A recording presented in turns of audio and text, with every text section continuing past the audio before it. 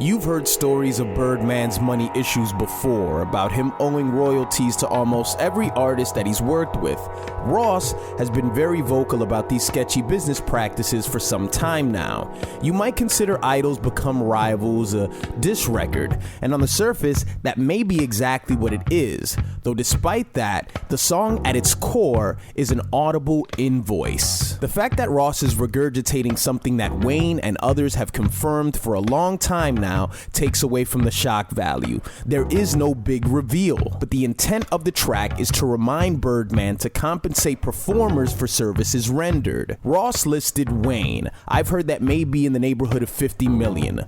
Unpaid. Manny Fresh, Cash Money's former in-house producer. No clue what the amount is, but it's unpaid. Also Tyga. It's Tyga, so I really don't care how much it is, and if it were up to me, he would get nothing. Even still, it's unpaid. Plus a simple line at the end like, quote, last request, can all producers please get paid, end quote. Sounds like the final warning before taking somebody to small claims court. Ross has some practical opinions about Baby's finances, purchasing Scott Storch's former home with the publishing money he siphoned from Cash Money artists, claiming he's leasing cars.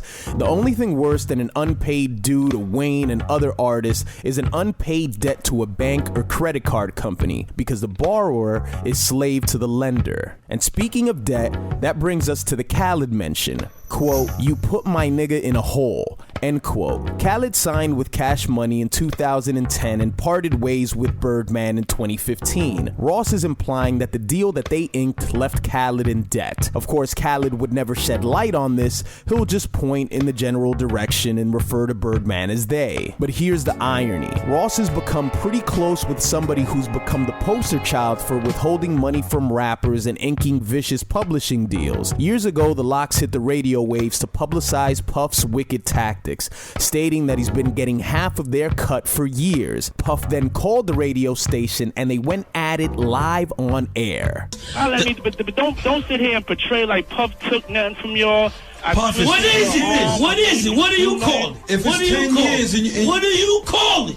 And don't say we can come to your office or do none of that, because we can't do none of that. After that argument, days later, both sides settled on a fair deal. Resending this audible invoice serves as a reminder, and it taints the reputation of the accused party, because rap moguls pride themselves on being providers and feeding their tribe. We've heard this about Baby for years, and by releasing this record, it's yet another fax sent to the Cash Money CEO to pay up. And honestly, I think that's exactly what Ross hoped to accomplish here.